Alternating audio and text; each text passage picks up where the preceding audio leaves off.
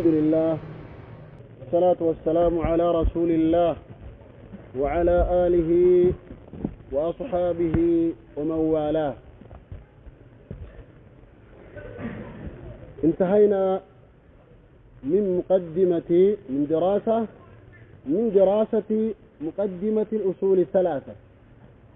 مقدمة أصول الثلاثة قرأوا راوني جدا. إن شاء الله تعالى اليوم نبدأ بدراسة هذا المتن المختصر، أعني متن الأصول الثلاثة. هرقا يرب نوفر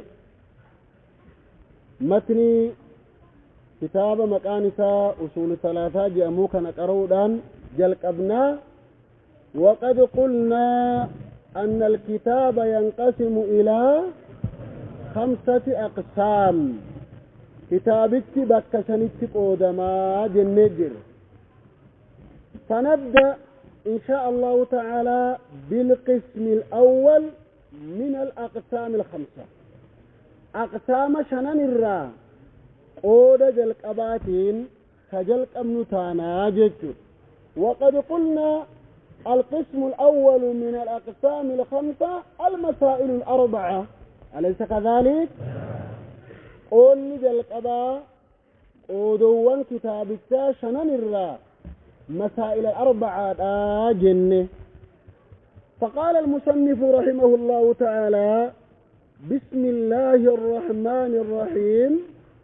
اعلم رحمك الله أنه يجب علينا تعلم 4 مسائل.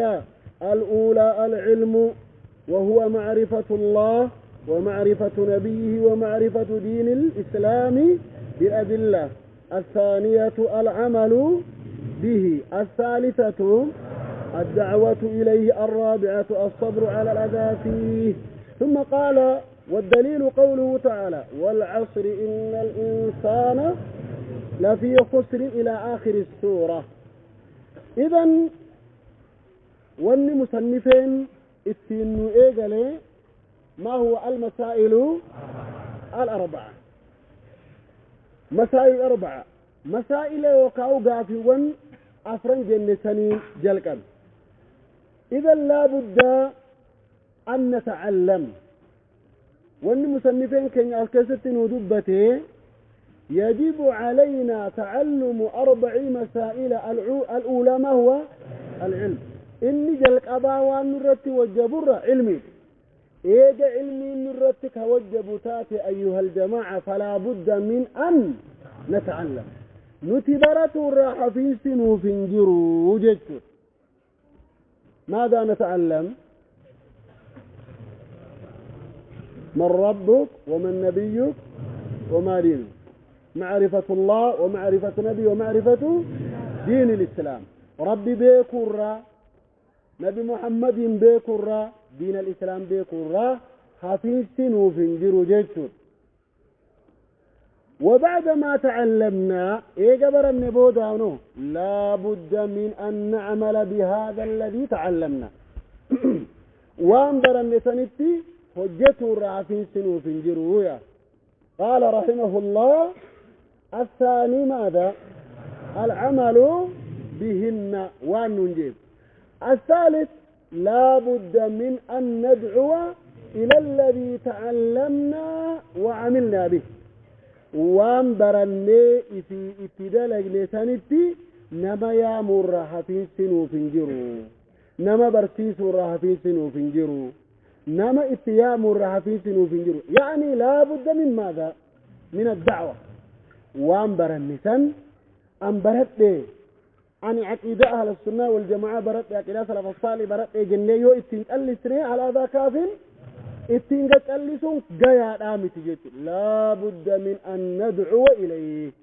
لا بد من أن ندعو الناس إليه. نما اتيام الرهفين سنوف جرو جيت. وبعد ذلك لا بد الرابع لا بد من أن نصبر. أبصر الرهفين سنوف جرو. على ماذا نصبر؟ أولا نصبر على التعلم. انتبه دمك جل قبا برة ما نو صبري برباد نما صبريك أبو برة لا بد من الصبر على التعلم برة صبري برباد قبل كل شيء يحتاج التعلم نفسه إلى ماذا؟ لا صبري تادي نمي صبرين كم هناك من ترى بعض الطلبة يشتغل بما يشتغل به هؤلاء الناس وأنا واسني براء استنشاغلا علمي ربي كيف سابه وعلمي ربي أراوان براء استنشاغلا جلقنا قراقرات انشاغلا فلا بأس أما أن يشتغل طالب العلم بما يشتغل به الناس تاركا لدينه وعلمه لا ولا تبغي بالعلم بدلا وان علمي رابك بوفة خبران بربادا إذن فلا بد أولا من أن نصبر على التعلم برته الرتي أبسرها في سنوف جد ثم على العمل إيقنا مو اتهجته الرتي صبروا الرها في سنوف جد يحتاج العمل إلى ماذا؟ إلى الصبر ثم من الصبر على الدعوة والتعليم برسي سورة صبروا دعوة رتي صبروا مصيبة أتخيز تتنما مدة رتيه صبروا الرا حفين سنوف هنجروا وجدتوا واضح يا جماعة إذن المسائل الأربعة مسائل أربعان هو القسم الأول من أقسام إيه؟ الكتاب لا بد من أن نتعلم ولا بد من أن نعمل بهذا الذي تعلمنا جل قبا براتو رافين سنوف هنجروا ربي براتو دين براتو نبي كين براتو بالأدلة رقار وجه الثاني لا بد من أن نعمل بهذا الذي تعلمنا وهم برني كانت دلقوا الرا في سنوف جرو الثالث لا بد من الدعوة إلى الذي تعلمنا وعملنا به وهم برني إتدل إني كان حواسك إن برسيسون دعوة إساقونين ما إتيامون حفين سنجرو جيتشون ثم الرابع لا بد من الصبر لا بد من الصبر من يذكر لي أقسام الصبر أقسام صبر الأمريكا تمام الصبر له ثلاثة أقسام القسم الأول الصبر على طاعة الله عباد ربي رتصبروا الثاني الصبر عن معصية الله معصية ربي را صبروا معصية ربي را صبروا دلقوا إيسا أبسطة بردبروا إيسو دندقوا الثالث الصبر على بلاء الله مصيبة ربي نمت في درتي صبروا وهذا أقسام الصبر والدليل على المسائل الأربعة مسائل أفرا أما دبني كان الرتي رجال طيب ودو دليلة تركا فني فقد قلنا ما هو لا بد من أن ندعو إلى ما تعلمنا وعملنا به جروان برني في اتدال نيسانيتي نما يامر مال تنجرو جنة حافين سنو فنجرو جن انتبه للدعوة إلى ما تعلمنا شروط وضوابط يجب أن تقوم عليها ومن أهمها الرياتب شروط دعوة انتبه دعوان شروط قبل الأول شرط للنجا القباء أن تكون الدعوة خالصة لله تبارك وتعالى واني برسيفتو واني دعوة قوتو دعوة وبوجن برسيسون دعوة دا كتابا برسون دعوة دا وربي قراقراتي وربي أمة برانقون دعوة دا أي وسائل بشرط أن يكون ذلك الوسائل شرعيا دان دي شريعان اتين دعوا قدو ايامي كفدينو هاتو امة برانقهوني دعوة اذا دعوانا تقوتو شرطين اولا كأنك اباتو قبو ان يكون الدعوة خالصة لوجه الله تعالى ان تكون الدعوة دعوان كنك برسيسون كنك رب العالمين قفاته الشرط الثاني أن تكون الدعوة مبنية على العلم الشرعي دعوان بيكم ترتك هندايتو إيجا براتي نما دعوا قعودن دو نما برسيسو دن دو تهي توقف أبلو عالما متداعي دو النجا منجر لا بد من العلم قبل الدعوة لأن الدعوة أيها الأحبة وظيفة من؟ دعوان دلقاء نيوتي دلقاء أنبيوتات وداعيا إلى الله بإذن وسراجا منيرا. ربي النبي محمد داعي رجي مرة لابد من أن تكون وارث الأنبياء وارث نبيوتا تؤودا دوق أبدا درا درسو لأن الدعوة دعواته دلقاء نيوتي دلقاء نبيوتا كان وانت لفو ما كأني وصو علمي قرئين ودو علماء أهل السنة والجماعة ججبوا تاني دين الدامبي في الرعين بركين لفو ما كأني وادو بسانيتم أن داعين تهجتوني ليس مستكملا لشروط الدعوة. دعوانا كفي دعوة هيرا دعوان قوتتني سوني أمة غرى بروتي أوفا إفي في اللي ورك في جلتيتي أمة اللي جلتها جتورا. الشرط الثالث شرط سلفا أن تكون الدعوة بالحكمة والصبر. دعوان حكمة أن توقب جتور أبس أن توقب. الرابع أن تتم مراعاة أحوال المدعوين حالا ور دعوة قلوت جرتوك نبيكو نما أكمتين دعوة قلوت جرا نما واي توحيدا اتهمون برباتي وان برائيو اتهم نما واي صلاة اتهمون برباتي يو واي زكاة اتهم حالا ور دعوة اتقلوت جرتوك الدنبا فالنجيتو. إذن لا بد من مراعاة أحوال المدعوين حالا ور دعوة اتقلوت جرتوك إيقاتون برباتي. ما الدليل على هذه الشروط؟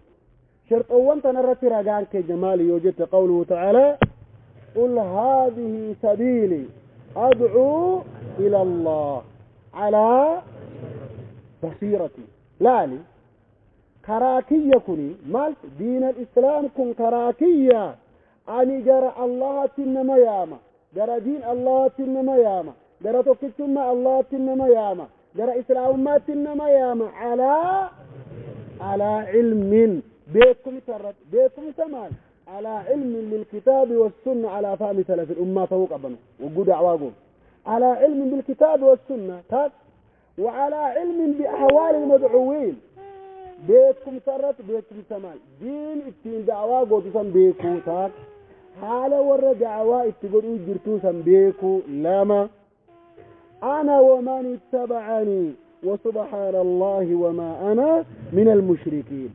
قل هذه سبيل جتونكم بري والرسول ربي اتنف شريعان أن اتنسنت رفكم دين أن اتنسنت رفكم كراكية أدعو إلى الله جرجرت الله تنما ياما نمني جر ربي تنما ياما هو المخلص الذي لا يريد أن يوصل الذي يريد أن يوصل الناس إلى الله نما إخلاصا نما ياما كحواسا كان جردي ربي تجسو فر وجسودا على بصيرة وجوجن على علم بكم سرتي جسو بكم سرتي وجوجن تشمل هنا العلم علمي كم علم الشرعي بكم سرتي قرآن حديث كان بكورت حال ورن دعوة تقولوا كان بكورت كارا دعوان كن اتين أمة برجه دنجو الطريق الذي يصل به الدعوة إلى الناس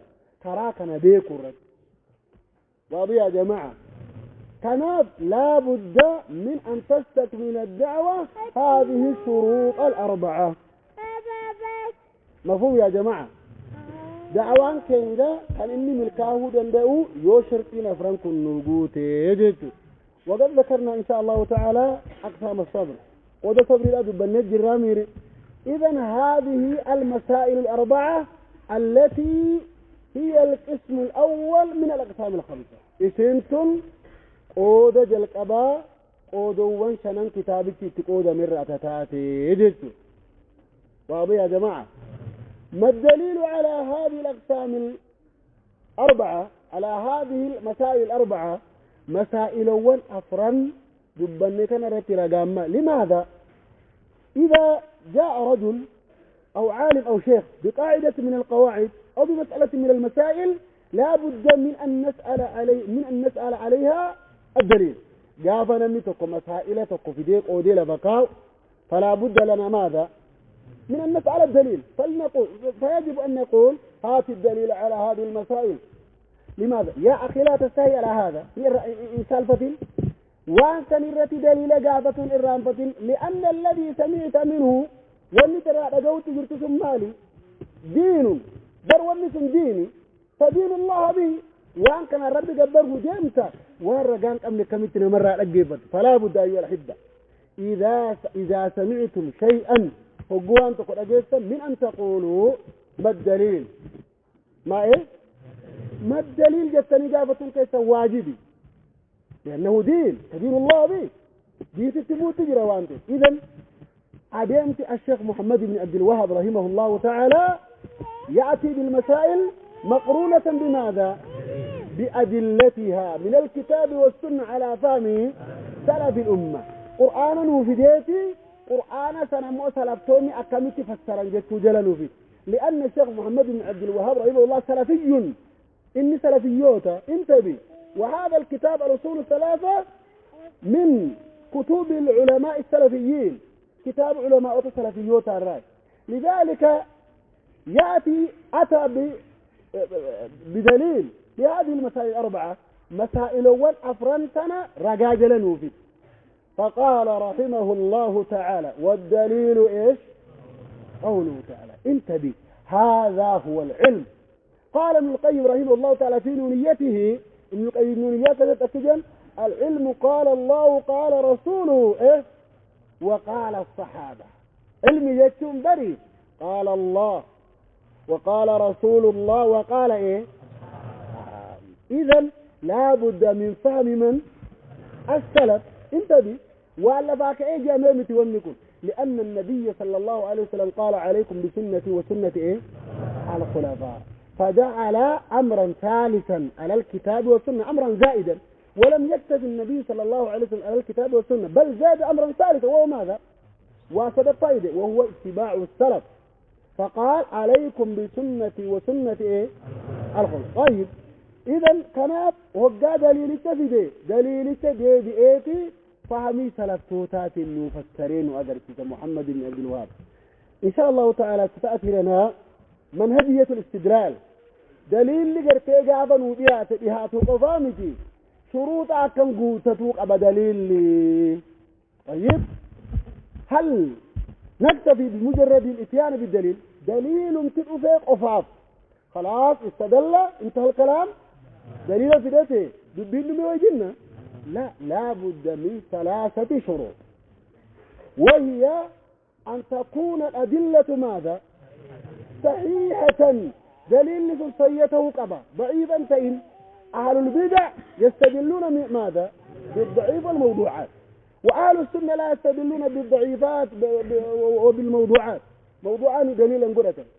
الثاني لا بد من أن تكون الأدلة صريحة، أدلة يعني أن يكون لها وجه الدلالة.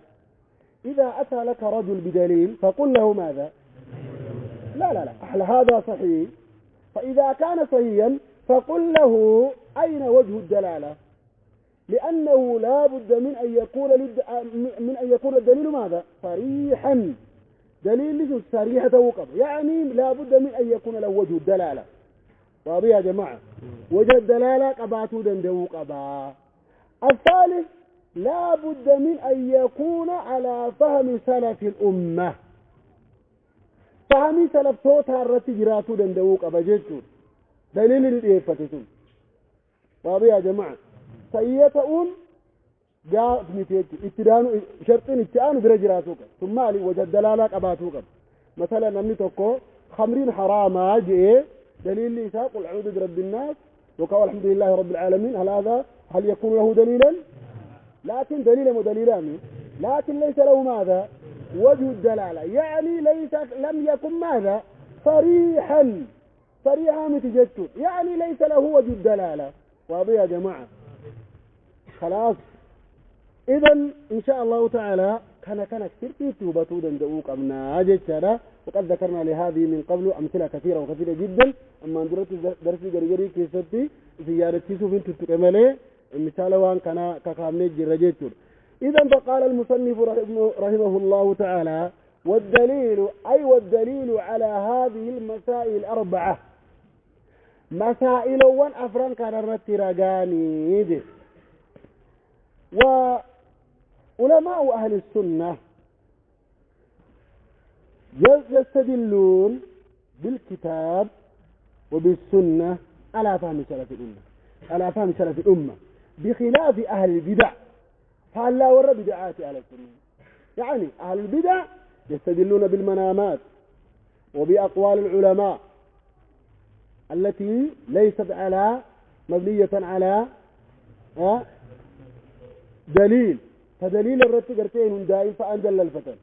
وأما علماء أهل السنة رحمهم الله إنما يستدلون بأدلة الكتاب وبأدلة السنة على فهم سلف الأمة، لا يستدلون بماذا؟ بالمنامات، وأنا كمناماتاتي. وكذلك لا يستدلون بالفلسفة. هل يستدلون بالفلسفة؟ قرنا قراقرات دليل فلسفة دارين.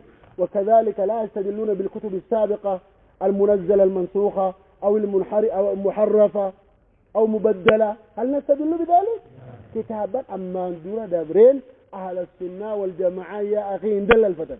وأنت قيروا دبتني وانجيلك كيف تكرن جنة، توراة كيف تكرن جنة، وانجيل ماركوسي كيست، وانجيل ماتيوسي كيست، وانجيل يوحنسي كيست، وانجيل لوقاسي كيست، ماريو كيست، تقوى عراء كيست، تقوى موفا كيست. هل يقول أهل السنة كذلك؟ لا والله. كان كتاب محمد بن عبد الوهاب الراوبة لندوكر مال إنما يستدل السلفي السني نمني سنة لكن إني كين دليل قرأت مالني الكتاب. الله أكبر.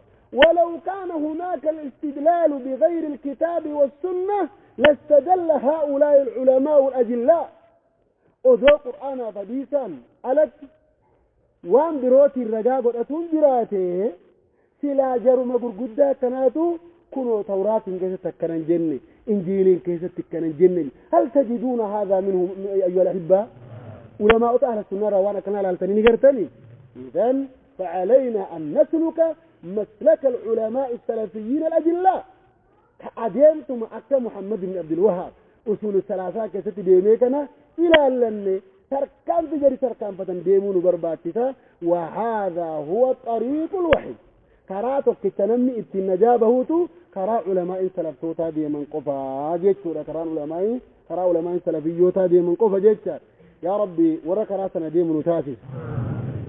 فقال رحمه الله تعالى والدليل قوله تعالى. من يقرأ هذه السورة نمي سورة فيك نمي مخارج إسي صفات إسي إيقتي إن النقرأ. من يقرأ لنا هذه السورة؟ نعم من أحمد الدين قرأ. أعوذ بالله السميع العليم من الشيطان الرجيم. بسم الله الرحمن الرحيم. والعصر إن الإنسان لفي خسر إلا الذين آمنوا وعملوا الصالحات وتواصوا بالحق وتواصوا بالصبر. اجلس بارك الله فيك.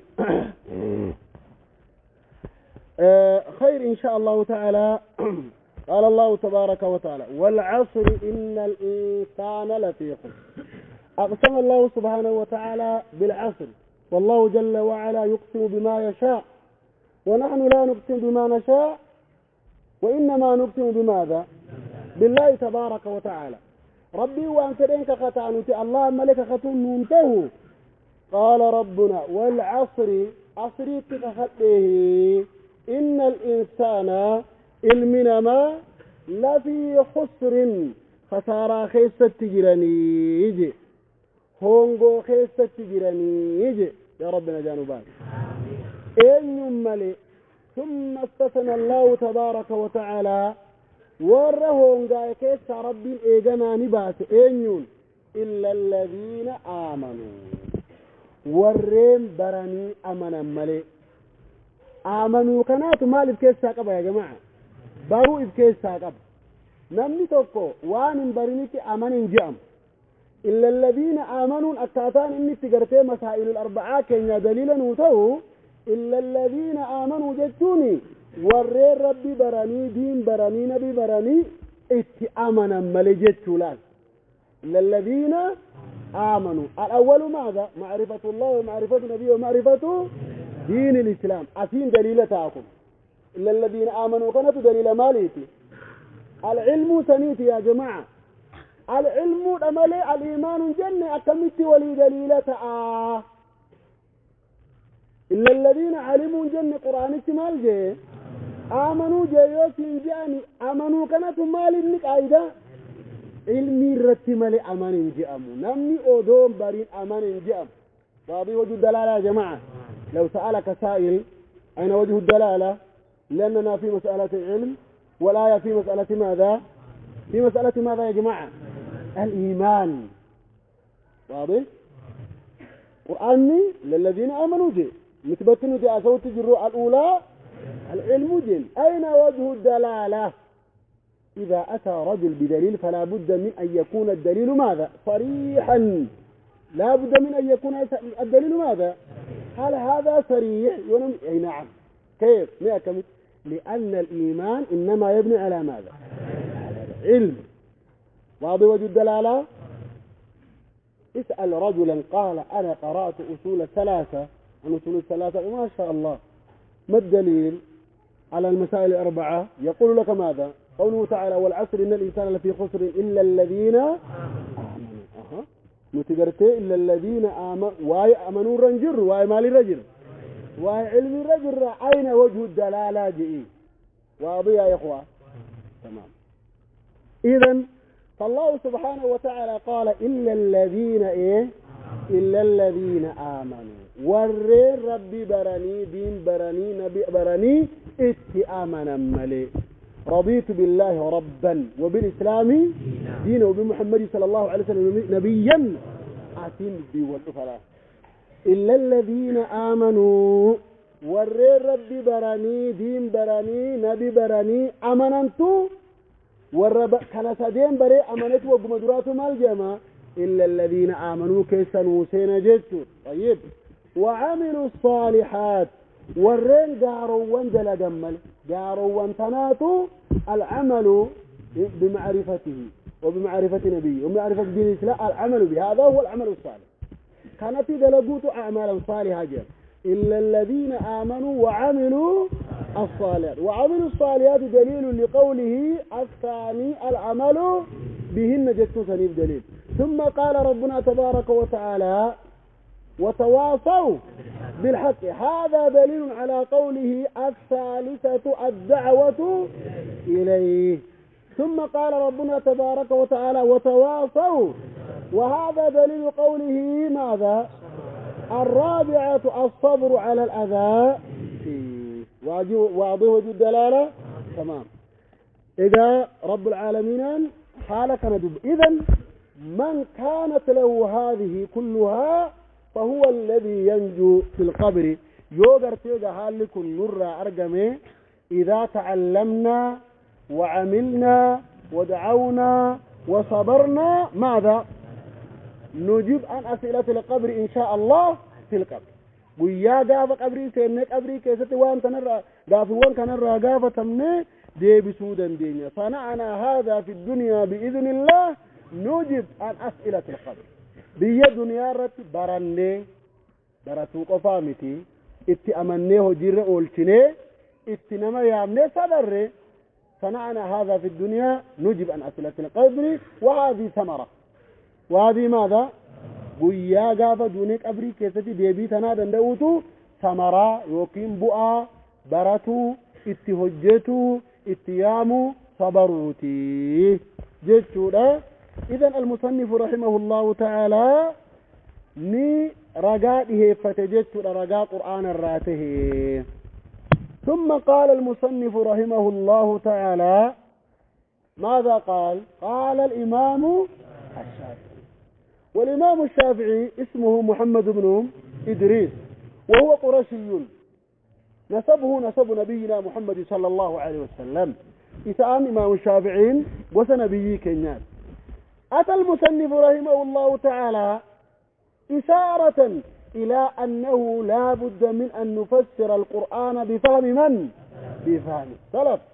قرآن كان فهم سلفات فسروا رها في سنوف جرو namni gari waan namaan galle qaraayisuun israkkoodha usula qaraayisaa salafa morme salafiyyummaas morme waa hedduu morme waan namaan galle qaraayisootu rakkoo kana hunda namatti fide ciyaadan billah adda baafatuu dhabuun rakkisaad rabba danuuf baasu ثم قال رحمه الله تعالى وقال الإمام البخاري رحمه الله تعالى في صحيح باب العلم قبل القول والعمل أكنجت نوفد فبدأ بالعلم قبل القول والعمل بوب أمير المؤمنين في الحديث كتاب صحيح البخاري باب العلم قبل القول والعمل وذكر الدليل إيجنا دليل دبت فلا بد أولا من العلم قبل القول والعمل لا لقى أدوه جيت